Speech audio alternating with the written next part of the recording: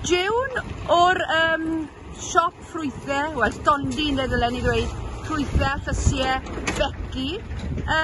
Gwedwch wrtha i, siwt mae pethau wedi bod y flwyddyn diwetha yma i chi fel busnes o ran y Covid?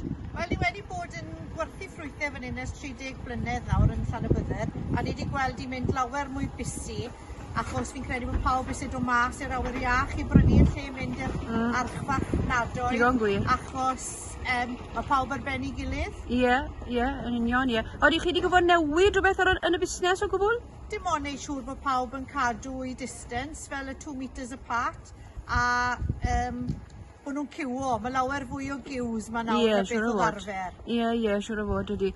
Felly, beth i chi wedi dysgu yn y flwyddyn byddech chi'n gweud? Wel, mae wedi bod yn flwyddyn anodd rili i bawb. Chi ffili mynd i joio fel oedd pawb arfer wneud, a fel fi'n gweld, mwyach chi'n aros gytre, mwyach chi ddim eisiau mynd i fannau nawr, yn dyfe? Yn union, yn union. Chi'n mynd i siopa, chi'n mynd gatre straight, dim mynd o fan hyn i fanco a mynd o siop i siop, yn dyfe? Na. O ran yr busnes, ydych chi, sy'n ma pethau, chymod, sy'n beth chi wedi dysgu o ran y busnes, ydych chi'n meddwl?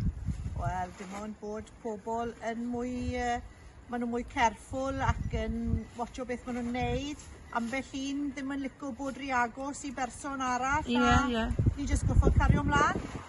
Sy'n byd, so ni wedi bod ar gau o gwbl dros y pandemig, ni wedi bod yma bob wythnos. Yr unig wythnos goffon ni gau, oedd amser gwylwn ni gau gyda cyngor Cyfyrddin yn gweithio ni bod ni ffili bod yma, achos oedd Christmas fair i gael yn Llanybydder. A ni'n credu o'n nhw'n meddwl bod crowded iawn yn mynd i fod yma. Na fe. O, grêt. Ei, diolch yn fawr iawn. Diolch.